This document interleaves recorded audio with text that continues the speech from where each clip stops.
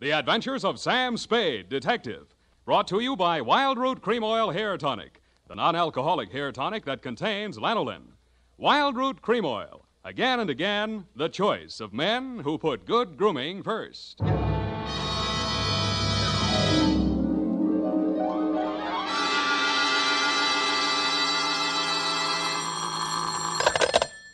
Sam Spade, Detective Agency. Good evening. That sounds funny in dialect. Good evening to you, and happy 4th of July, Bernadine Hemp. Oh, Mr. Spade. What was the capper? Don't you mean caper? No, the capper. The high point of the caper. The climax, the crescendo, the pinafore. Well, that's better. For a minute, I was afraid you were learning English. Oh, no. I'm studying Spanish. Soy infeliz que inicia... Yeah. Mucho interesting. Gracias. Shall I go home now? No, mal suerte. There's a little matter of murder in 2 languages, neither of which is Spanish, so stay where you are. I'll be right down to dictate my report on the Rushlight diamond caper.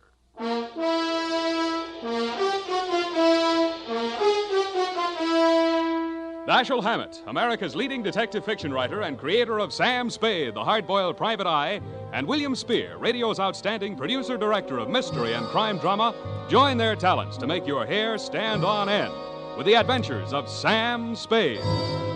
Presented by the makers of Wild Root Cream Oil for the hair. Listen, men, to this holiday tip on good grooming. To help spark up your whole appearance, first be sure that your hair is well groomed. Be sure it's groomed with popular Wild Root Cream Oil Hair Tonic. Wild Root Cream Oil grooms your hair neatly and naturally, the way you like it, the way she likes it. Wild Root Cream Oil also relieves annoying dryness, removes loose, ugly dandruff. So look your best all the time by sprucing up right with Wild Root Cream Oil Hair Tonic. Again and again, the choice of men who put good grooming first. And now, with Howard Duff starring as Spade, Wild Root brings to the air the greatest private detective of them all in the Adventures of Sam Spade.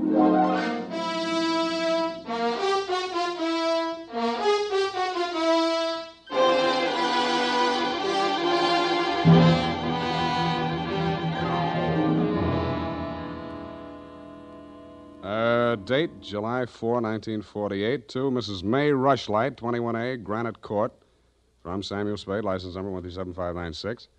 Subject, the Rushlight Diamond. Dear Mrs. Rushlight, it was the kind of nice, relaxing assignment that comes my way just often enough to remind me that gumshoeing can be respectable. There was an air of quiet elegance about 21A, Granite Court, and about the butler who answered the door. He took in my rented gray topper and doeskin gloves, nodded approvingly at my wing collar, watered silk ascot, pearl gray waistcoat, morning coat, pinstripe trousers, and my spats with the mother-of-pearl buttons, and asked me if I were a florist. I set him to rights, and he led me up a flight of stairs to the early A.M. annex of your morning room. Mr. Samuel Spade. You're just on time, Mr. Spade. Mrs. Rushlight will be pleased. I'm Nancy Ward, Mrs. Rushlight's social secretary, and if you don't think that's tough to say, try it. Mrs. Rushlight's socials? What's tough about that? You'll do. Definitely you'll do. Shall we dance? I will dance at her wedding. But don't get me wrong, I'm not secretly in love with Ralph Rushlight, and the bride is lovely. Just hate to see all that money going down the drain. Is there anything else you think I should know? You know what your job is. You're supposed to guard the wedding presents. That's simple because it's nothing but a lot of cheap silver. And stay away from the champagne. It's non-vintage. The food will be foul. The guests are the most dismal aggregation ever assembled. Sounds like a lovely party. I arranged the whole thing. I told you she's a lovely bride. What'd she ever do to you? I'd rather not say. I don't want to sound bitter. This way, Mr. Spade. The old hat. Mrs. Rushlight will see you now. Thank you, Florence Nightingale. Nancy? Oh. This is it, darling. Mr. Spade. Come over here, young man, so I can get a better look at you. How's this? It's good. Turn around. Yes, you'll do. That'll be all, Nancy. Couldn't I be finishing up these place cards while you talk? Take them with you. Do them outside. Very well. Nosy girl. But nice. Nice nose. Oh, you too, eh? Well, I agree. That's why I'm marrying off my nephew to that wretched girl, Lotte Van Eyck. Have you ever seen Bugs Bunny, Mr. Spade? You don't mean the... They protrude. The ears? No, the teeth. Oh. As my late husband used to say of her mother, she could eat a tomato through a tennis racket. Oh. There's only one thing that'll prevent this wedding from being an utter disaster. She doesn't understand much English. What's the matter with your nephew? A great deal, but it doesn't show. Suffice it to say, he has criminal tendencies and the mentality of a snail. Mrs. Rushlight, I don't like to seem forward, but why are you telling me all this? Oh, you're supposed to mingle with the guests. You'll need some conversation. Now, as to your assignment. The bride, being what she is, the wedding presents are hardly worth guarding, except for one. Ironically enough, it's from me. What is it, a machine gun? Oh, that's good. Oh, excuse me, I must write that down. And then tear it up immediately. Oh, dear. No, Mr. Spade. But it's bad luck, the Rushlight diamond. You've heard of it? Something about it in the American Weekly a while back, wasn't there? Yes. It's not as large as the Hope diamond, but there's not a flaw in it. My late husband, Roy Rushlight, bought it for his first wife. She sank with the SS General Slocum in Hellgate, the East River, 1904, over 1,000 lives lost. Luckily, she was wearing a paste copy at the time. I was only a young girl when I married Mr. Rushlight, and fool that I was, I signed anything his lawyers asked me to sign. After his death, I discovered that the diamond was to be mine only until the marriage of my husband's male heir, at which time it must go to his bride. Well, that's too bad. You say, though, that the Rushlight diamond is bad luck. Oh, there's that, of course. I wonder if it's too much to hope. Well, I must go and help dress the bride. Go along downstairs, Miss Spade. Take this jewel case with you. Put it on the table with the other presents, and guard it well. So I took the old velvet-covered case you held out to me and checked the contents. It was an old-fashioned lavalier with a clear stone pendant only slightly smaller than an 8-ball. Didn't look like a diamond, but smooth-cut diamonds hardly ever do. It didn't look like bad luck either, but a mirror broke in the hall as I passed it, then I fell all the way down the stairs, and as I entered the ballroom, I knocked over a punch bowl. Nothing really terrible happened until just before dark when the guests began to arrive. In theory, a detective guarding wedding presents is supposed to make himself indistinguishable from the other guests. In practice, it never works out that way. He has to spend most of his time within sight of the booty, so he is very easily spotted. I don't believe it. He's too good looking. Oh, but he must be. He's not anybody we know. Well, ask him. It's leap year. Oh, here comes Colonel Bixby. He'll know. Wow. Beauty gathered round the booty, eh? And much more beauty than booty, though. Say, when are they going to hang the diamond on that drip? No, there's no way to talk about the blushing bride. Is that it in the crummy old case there? That case is heirloom, young lady. The stone that reposes in it is worth a king's ransom. Now take your grubby hands elsewhere. Be off with you. Go on. Well, just because he's going to give the bride away, he thinks he can order everyone around. Mr. Spade, allow me to congratulate you, sir. These affairs, one all too often sees the detective on guard duty at the punch bowl. I was forewarned. Oh, yes, very bad champagne. Flat. I'll be glad when these ill-starred nuptials are consummated. And by the way, Bixby's my name, Colonel Lysander Bixby. Colonel? It is my melancholy and thankless duty to give the bride away to the hapless groom, Ralph Rushlight. However, it's much better to give than to receive.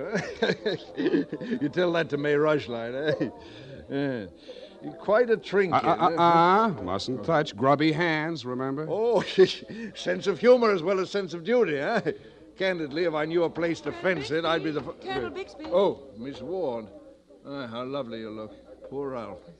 Mrs. Rushlight asked me to warn you to get ready. The bride will be down any moment. Oh, good grief. Well, I suppose I must steel myself. Where did I leave my glass? Keep your eye on that old goat, Mr. Spade. I don't trust him. Who is he? He's the only one here who knows why this wedding's happening. He's the bride's foster father. You mean he's got something on the family? You'll never know how much until you kiss the bride. Look, Nancy, it's none of my business, but I... Oh, starting. I'll have to go in now. Oh, wait. What? How does it go? Speak now or forever hold your peace? No, I can't do that. Thank you for understanding.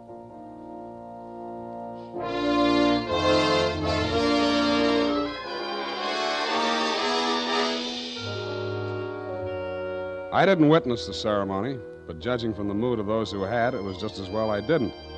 They shuffled back into the ballroom looking as if they'd witnessed an execution, and nobody seemed to be in a hurry to join the receiving line.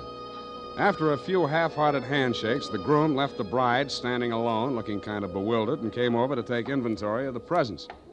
Look at that junk. I'm Ralph Rushlight. Who are you? Spade.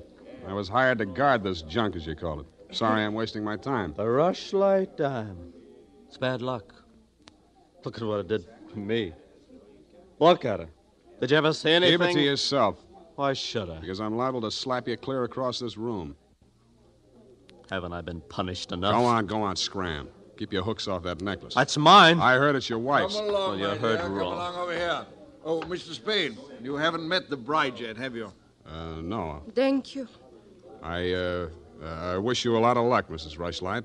You're going to need it. Thank you.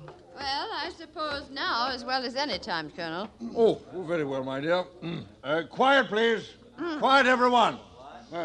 Mrs. Rushlight, the elder Mrs. Rushlight, that is, has something to say to you. Mr. Spade, Yes? the necklace, will you please hand it to me? With pleasure. I'm tired of looking at it. Oh, you're not done yet. Stay close by my side. Dear friends, at this solemn moment, I want, first of all, to welcome this dear little girl into the Rushlight family. Thank you. Yes. And now, dear Lotta, I will place around your neck the gem which was my heritage when I became a Rushlight and which is now yours. Thank you. Oh, what's wrong? Lotta, come back here. I'll Lotta! go out to the carport and head her off. You leave her alone. I'll take care of her. Whose wife is she, anyhow? Lotta, come back here. Lotta, bring it back!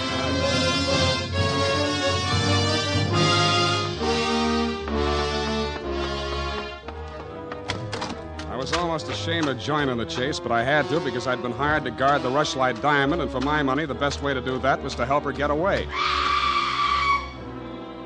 Somebody got to her before I did. A strip of wedding gown satin marked the spot. The body lay crumpled under a hedge, but it wasn't the bride's body. It was the groom. He'd been stabbed to death with a pair of garden shears, which made sense. But what didn't make sense was that the necklace she'd been wearing was still clutched in his hand.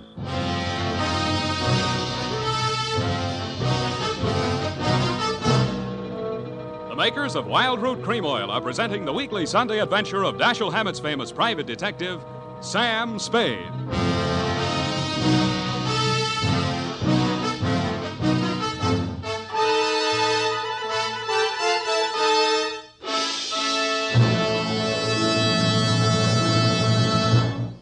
If you want the well-groomed look that helps you get ahead, socially and on the job, listen. Recently, thousands of people from coast to coast who bought Wild Root Cream Oil for the first time were asked, how does Wild Root Cream Oil compare with the hair tonic you previously used? Better than 4 out of 5 who replied said they preferred Wild Root Cream Oil. And no wonder. Wild Root Cream Oil grooms the hair neatly and naturally, relieves annoying dryness, and removes loose dandruff. What's more, non-alcoholic Wild Root Cream Oil is the only leading hair tonic that contains soothing lanolin. So ask for Wild Root Cream Oil Hair Tonic. Again and again, the choice of men who put good grooming first. By the way, smart girls use Wild Root Cream Oil too, and mothers say it's grand for training children's hair.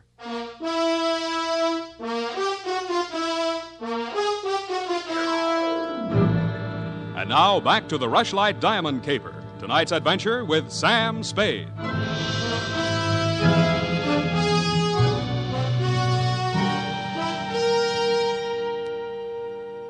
Number 21A Granite Court was teeming with motives and suspects.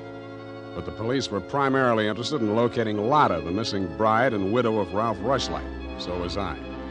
She looked like less work than the rest of you because if she had killed him, it was self-defense, if she knew enough English.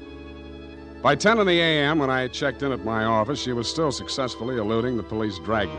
That was because nobody, including me, had thought of looking in my office. Wow. Good morning. Thank you. Is that all the English you know? Thank you. No. I want my necklace. The police have it. You go with me. Tell them who I am. Okay, but first I have to know who you are. Where you came from, what your connection with Colonel Bixby is. I am in Macassar being born. In Macassar? Dutch colony. Uh-huh. My father there 7 years ago dying is. When I 13 years old have arrived. I see. Colonel Bixby in San Francisco. the financial representative from my father was. I am adopted to him, not for a father, but so he takes care of my monies, which coming of age am I a rich Dutch woman. Uh-huh. But legally, he's your foster father. Yeah. Also, legally, I'm the wife of Rushlight.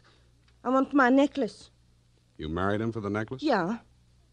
Why did he marry you? For one half of necklace when we sell, but everything to take he wishes. You and Ralph are going to divvy the take from the Rushlight diamond, you thought. Yeah. And what was the colonel going to get? Money's for Mrs. Rushlight.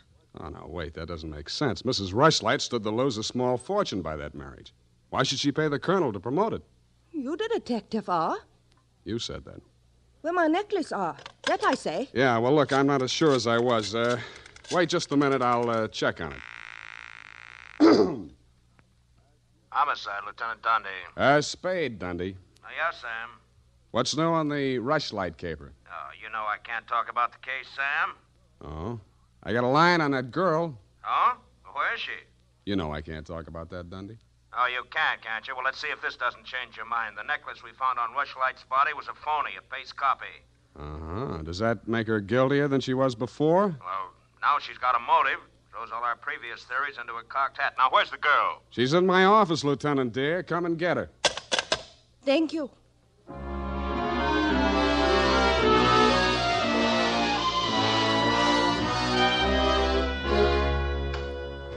Oh, cowhand.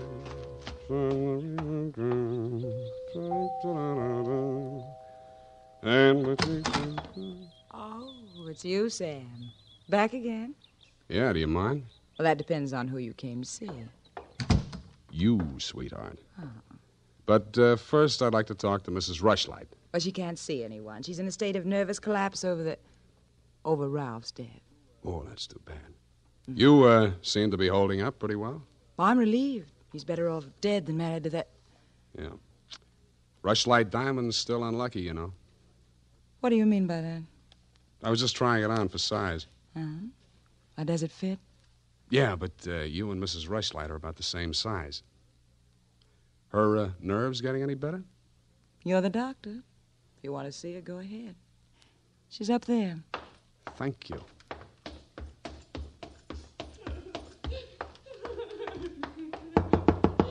Mrs. Rushlight. Go away, I'm ill.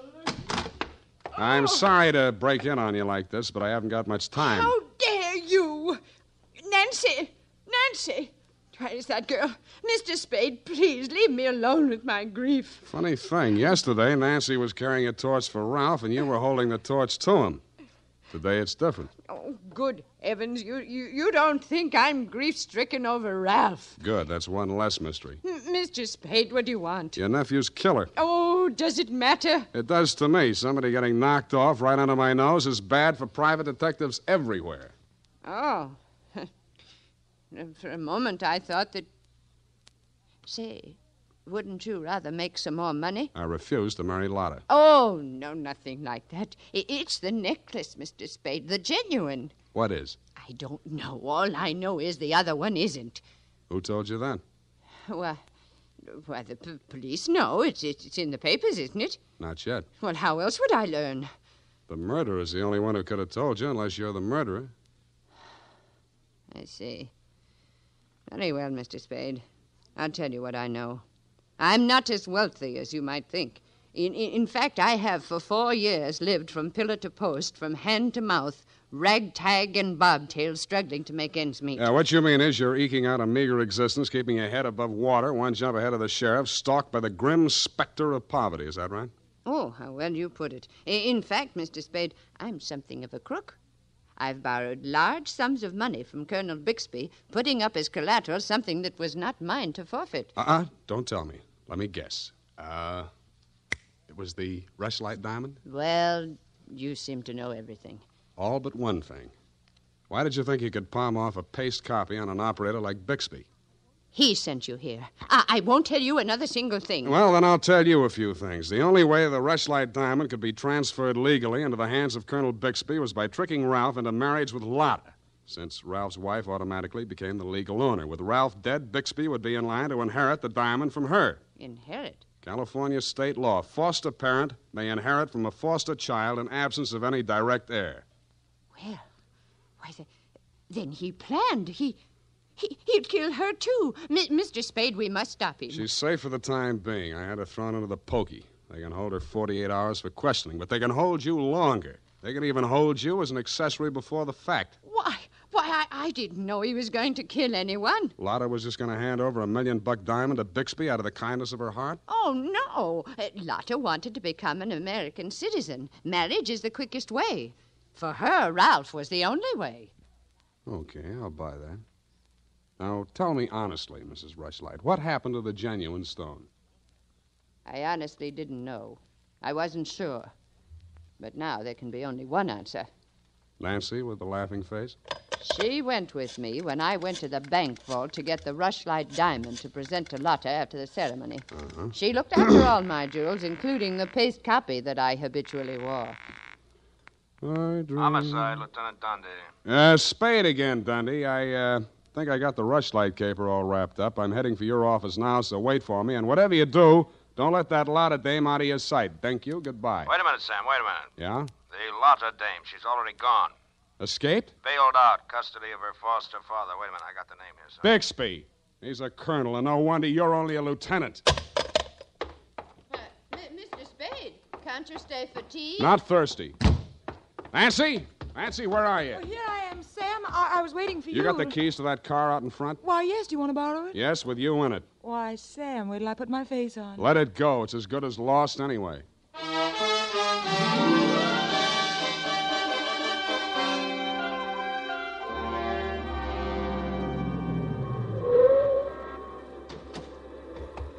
Come on. What is this place? Where are you taking me? Never mind. Just hang on. I'll fly you up to the second floor. Sam, that was a shot that sounded like Lotta. You stay here. Don't come in until I call you. Spade, what are you Get doing? back in there. Oh, sir. Drop it. No. Drop it or I'll crack your elbow. That's better. Now sit down. I want to look this over. Looks real cute. Uh-huh. Powder burns, gun beside the chair, and what's this? Well, a note in Dutch. It's a suicide note. She killed herself. I could almost believe that. You've handled this very well, considering the bad breaks you've had. Only one thing wrong. Do I scent a bargain? I don't have to bargain. I've got the diamond. All you've got is 2 murders rapping on your thick noggin. Don't be absurd. I know who has the real necklace. Then you better talk to her directly. You can come in now. Sam, was that... Oh, that poor, homely little dame. What did she ever do? Stop, you're breaking my heart. She committed suicide. You know better than that. She committed suicide. If the colonel's price is right. Oh, I see. I'll put it to you directly. It's not easy to fence. It'll have to be cut. That'll decrease the value considerably. Say, $10,000, no questions asked. Pardon me, that suicide shot. It's ringing in my ears. I can't hear you. 20,000. 50. All right, 100,000. Sam, don't be a fool. Take it. I'll give you a real break, Colonel. That's the cops coming after you. No, anything, Spade. What do you want me to do? I want you to try and get out of here. What are you going to do? There's the door. Go ahead. All right. Thank you, Colonel. All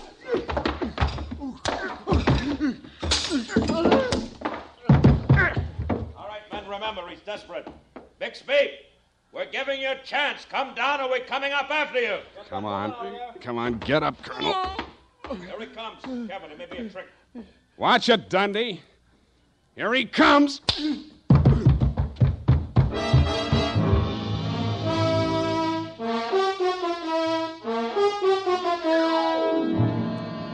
And that, Mrs. Rushlight, is the crop. For a man that went down fighting, Colonel Bixby didn't need much persuading once they got him under the lights down at headquarters. He confessed to everything, and the murders weren't the worst of it, the way I figure. The worst of it was the cruel way he victimized the poor little ugly duckling, Lotta Van Eyck. It's tough enough to be whipped before you start. Period, and a report. My goodness, that was muy triste. I mean, I'm beginning to see why Effie gets so repressed sometimes. Effie, depressed? That little doll told you that? Only between she and I and the lamppost. She's so sensitive, you know. Not like I, of course. I invariably cry at weddings. You don't say, Bernadine. You attend weddings often? With high frequency, Mr. Spade. You mean frequently? No. The last time it was FM. You know, frequency moderation. Oh, yes. Moderation in all things, I always say. You mean you attend radio weddings? Oh, yeah. I've been married 6 times. My next date is television. You've been married 6 times? Well, to each his own, Mr. Spade. You mean 6 men have... Oh, no. No, I only marry my husband. Repetition is the spice of variety, I always say. Is that legal? If it's not after 6 weddings, what isn't? To each his own, as you say. Well, we don't presume to make a career out of it. As soon as we get the mangler and the deep freeze, we're going on our honeymoon. Well, congratulations, and type this up when you have the time. Mrs. Bernadine Hemp.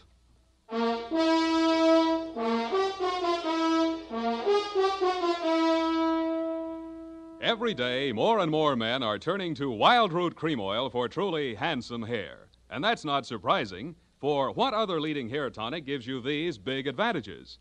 It grooms the hair neatly and naturally, relieves dryness, removes loose dandruff. What's more, Wild Root Cream Oil is non-alcoholic and contains soothing lanolin. No wonder Wild Root Cream Oil is the favorite with so many millions of smart, particular men. Get Wild Root Cream Oil. Again and again, the choice of men who put good grooming first.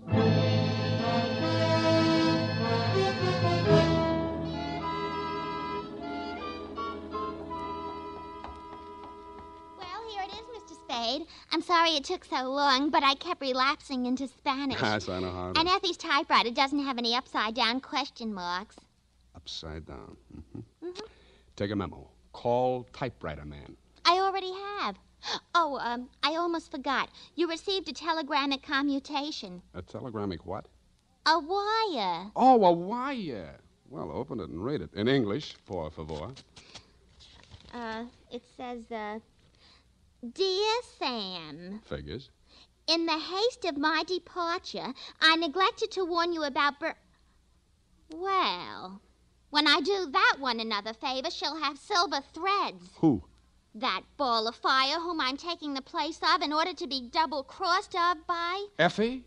Is she still in far-off Kanab? And good rubbish, if you'll pardon the expression. Now, Bernadine, let me see that. I neglected to warn you about Bernadine. I'm sending details, airmail special, but in the meantime, whatever you do, don't go to any radio broadcasts with her, and if she comes to work in a wedding gown, take the day off. Love, Effie.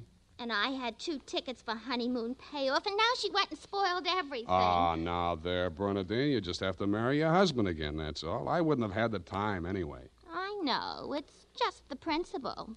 Good night, Mr. Spade. Good night. Buenas noches. Hasta la vista. Effie, why did you ever leave me?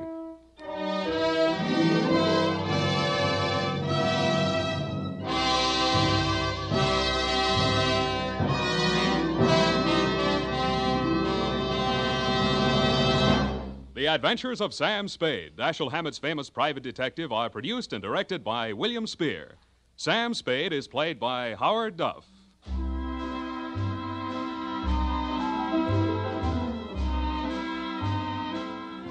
The Adventures of Sam Spade are written for radio by Bob Tallman and Gil Dowd, with musical direction by Lud Gluskin. Gil Dowd directed tonight's broadcast in William Spear's absence. Join us again next Sunday for another adventure with Sam Spade, brought to you by Wild Root Cream Oil. Again and again, the choice of men who put good grooming first. This is Dick Joy reminding you to get Wild Root Cream Oil, Charlie. It keeps your hair in trim.